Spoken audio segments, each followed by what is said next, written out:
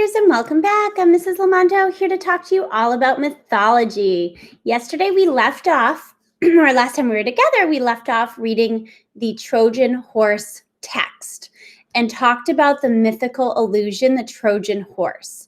Remember, that means something that seems innocent but is actually harmful, kind of like the Trojan horse that Odysseus and his men had built.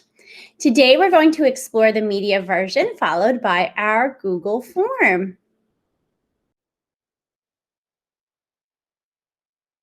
Greece and Troy were locked in a long, bitter war. The Trojans had captured a beautiful Greek princess named Helen and held her within their fortress city of Troy. It did not seem possible that any man could break into the fortress city of Troy. For days, weeks, months, the Greek soldiers from their camp on a beach near the city assaulted the walls of Troy, but they were always beaten back. Then Ulysses, a great leader of the Greeks, said to his men, "I have a plan. It is dangerous, but if it works, the Trojans themselves will take us through the gates of their city." At the order of Ulysses, the Greek soldiers set to work cutting down huge trees, making the wood into planks.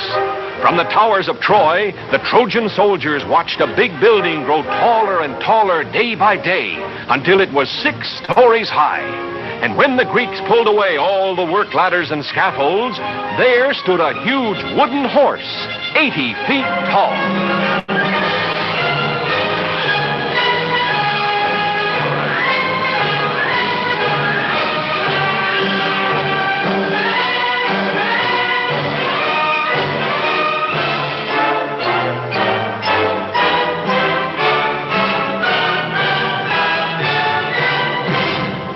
All along the towering walls of Troy, the soldiers and the people gathered to look out across the plain at the great wooden horse.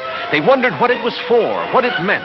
The Trojans did not know that Ulysses and 5 Greek soldiers lay hidden in a dark, secret passage inside the wooden horse.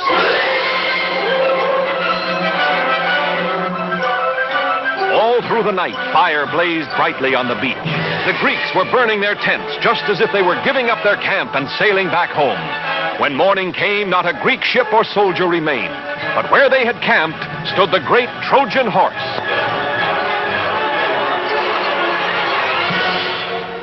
The Trojan people poured out of the city to the beach so they could look more closely at the victory over the Greeks. The Princess Cassandra, daughter of the king of the Trojans, warned her people of this Greek gift, but no one would listen. The Trojans decided to pull the great horse inside the walls, into the city of Troy itself.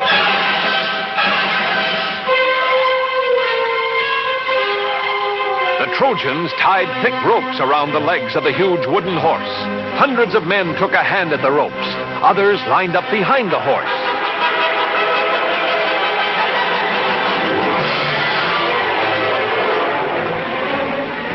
Whooping and hollering, laughing at the Greeks who had never been able to scale the towering walls of Troy, the Trojans tugged and pushed and pulled the huge wooden horse slowly from the beach, over the plains, and through the gates of Troy.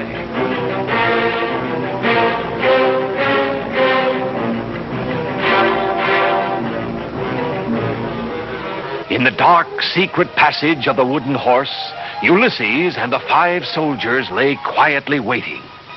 They could feel the horse being moved. What the Trojans had decided to do, neither Ulysses nor his soldiers knew. Suddenly, after a whole day and half a night, the Trojan horse moved no more. An hour passed. Still the horse did not move. Ulysses gave a signal. The soldiers felt their way silently down the dark, secret passage, following Ulysses. Cautiously, he opened the trapdoor. Just as he hoped, the Trojans had brought the horse inside the walls of Troy. The city was sleeping now, and the walls were unguarded. Ulysses drew his sword. He ordered the soldiers to follow, and he dashed for the main gates of the city. The Greek soldiers quickly tied the sleeping Trojan guards, while Ulysses scampered up the sentry tower. Holding a torch high above his head, he signaled to the Greek army, which had turned around and sailed back to the beach during the night.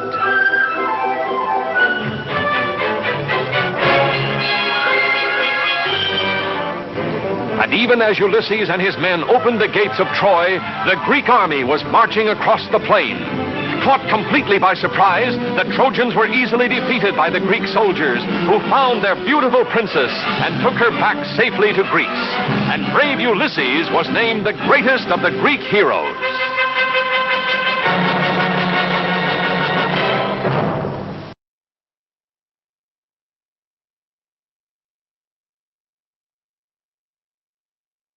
Wow, so I definitely saw a lot of similarities, but also some differences between the text and the media version of the Trojan horse. All right, we are not going to compare and contrast. Rather, we are going to complete our Google form. So let's go ahead and look at that.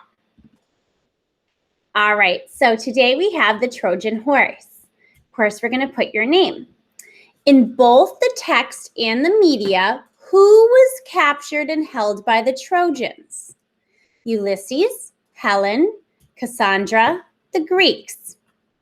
In the media, remember that's the video, one of the main characters is referred to as Ulysses, but in the text, he is called Paris, King Menelaus, Odysseus, Ajax. In both the text and the media, Ulysses has the idea to build what to defeat the Trojans? A horse, a donkey, a ship, a present. In the media, who voices that the gift might be a trick by the Greeks? Helen, Princess Cassandra, Ulysses, King Menelaus. In both the text and the media, who is recovered and brought back home? Helen, Princess Cassandra, Ulysses, King Menelaus. And lastly, what does the mythical allusion, a Trojan horse, mean? All right, fourth graders, that's all for today. Until next time, I will see you then. Bye.